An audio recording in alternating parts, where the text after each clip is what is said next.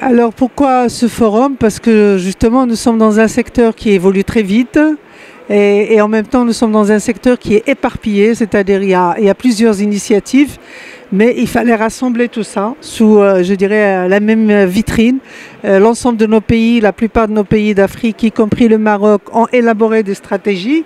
Ces stratégies, je dirais, n'ont jamais été, non seulement n'ont pas été vraiment bien expliquées au public, mais même quand ils sont expliqués au niveau du public, il n'y a pas une évaluation, je dirais, régulière. Donc on s'est dit, il faut un salon africain, parce qu'on ne peut plus travailler à l'échelle nationale. Si on veut justement y arriver, on doit avoir un partenariat sud-sud et avoir des solutions communes qu'on peut offrir entre nous et même pour les autres pays d'Europe. Donc il fallait avoir une vitrine également et un salon où on peut faire une évaluation annuelle. Nous par exemple au Maroc, nous venons de lancer nos stratégies Maroc Digital 2020 et j'espère que tous les ans nous appellerons à la barre notre ministre de l'économie numérique pour justement nous donner la situation et le compte rendu de ce qui a été fait dans l'année écoulée. Ne pas attendre la fin 2020 pour dire finalement ça n'a pas pu être fait parce qu'il y a eu telle ou telle difficulté.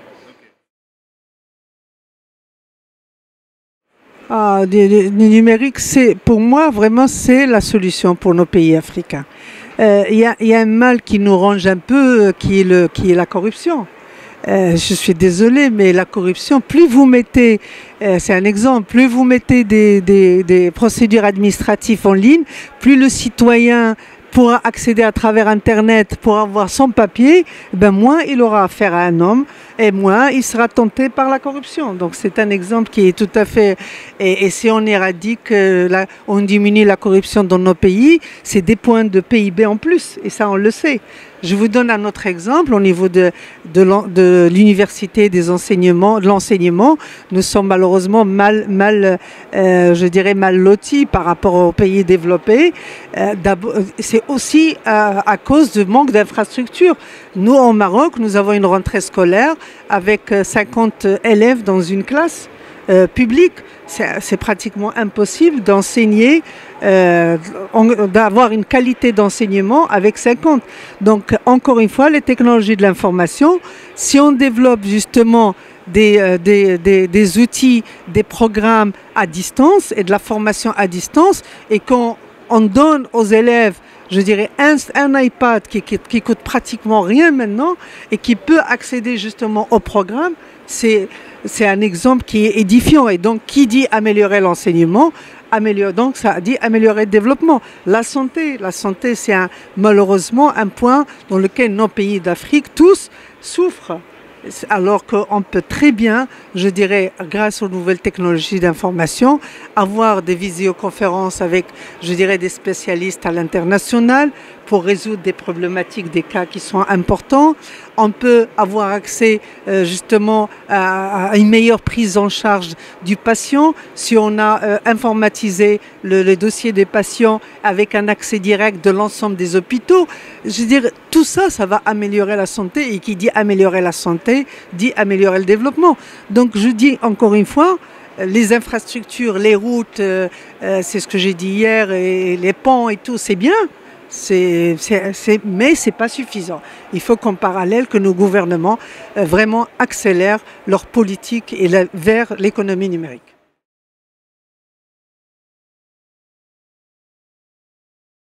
Alors, au niveau du Maroc, on avait la première stratégie 2008-2013.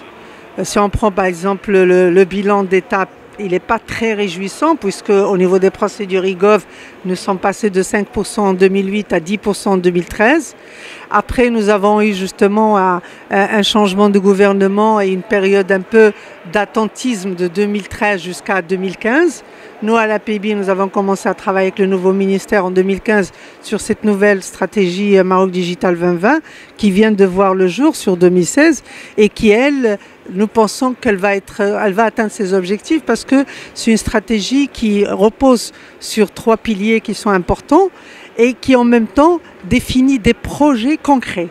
Donc par exemple au niveau de chaque ministère, que ce soit la santé, la justice, l'enseignement, l'industrie, on dit voilà les projets qui vont être mis en œuvre. Et pour garantir la mise en œuvre, parce que pour ça il faut des hommes et de l'argent, et dans nos pays il n'y a pas assez d'argent au niveau des budgets d'État, par contre il y a beaucoup de financements internationaux et donc il y a la création d'une agence qui a pour rôle aussi d'aller chercher les financements pour aider les ministères à lancer leurs projets d'envergure.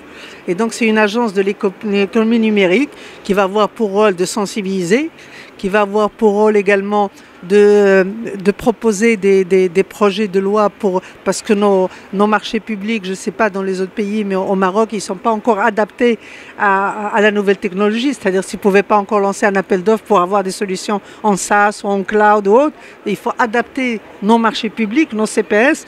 Donc elle va avoir comme rôle d'uniformiser tout ça. Donc avoir un CPS type pour l'économie numérique à la disposition de l'ensemble des départements ministériels.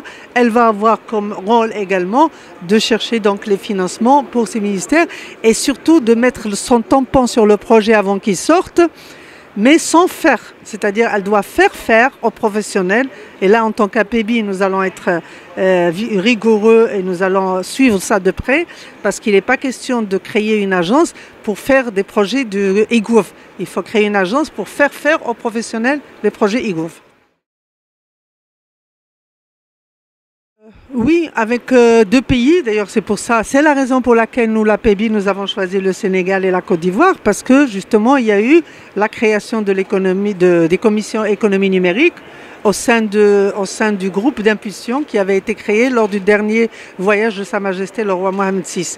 Et donc ces commissions numériques justement se réunissent et à l'occasion de l'ITEX également, mais pas uniquement, pour justement partager l'expérience. Parce que si on a, je ne sais pas, le même projet au niveau d'un ministère de la Justice, ça serait dommage que chaque pays investisse pour avoir le même type de projet, alors qu'on pourrait justement s'inspirer, parce que le Sénégal a de l'avance sur quelques sujets, nous on a de l'avance sur quelques sujets, la Côte d'Ivoire a de l'avance sur quelques sujets, et donc l'idée justement c'est de nous inspirer des expériences de l'un et de l'autre pour gagner du temps, parce que dans ce domaine, le temps compte énormément.